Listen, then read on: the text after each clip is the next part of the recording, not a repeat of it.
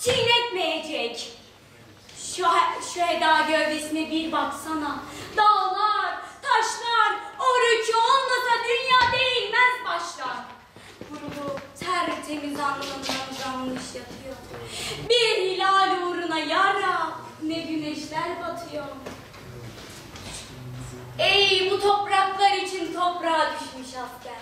Gökten ecdadın sırf sopa kan değer. Ne büyüksün ki kanın kurtarıyor tevhidi. Bedrin aslanları ancak bu kadar şanlıydı. Beklemi cihanın duruyor karşına da. Avustralya ile beraber bakıyorsun. Kanada. Cehreler başka, lisanlar, deriler rengarenk. Sade bir hadise var ortada. Vahşetler denk. Kimi Hindu, kimi yamyam, kimi bilmem ne bela.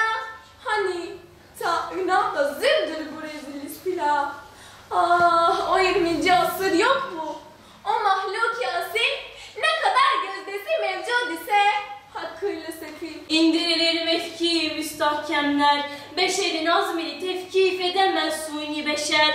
Bu göğüslerse hüdanın ebedi serhadi, o benim suni bedim, onu çiğnetme dedi.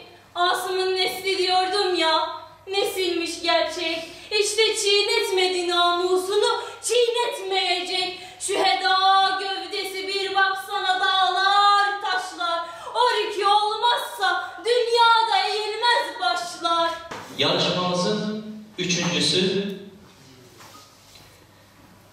Lice'den Senanur Dirin kardeşimizi sahneye alıyoruz.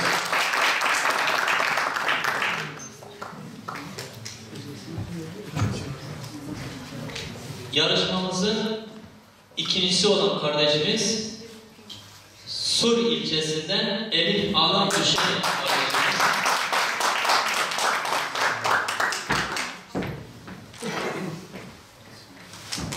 Yarışmamızın birincisi Çüngüş ilçesinden Semranur Elinci kardeşimiz. Onu da sahneye alıyoruz. Diğer kardeşlerimiz puanlarını öğrenmek isterlerse onlara da puanlarını bildirebiliriz.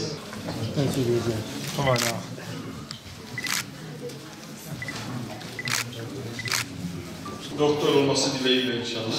Ben seni tebrik ediyorum kardeşim. Allah ömrünü uzun eylesin, bahtını açık eylesin. Alkış tekrar. Bütün arkadaşlara, yarışmacı arkadaşlara kitap hediyemiz var.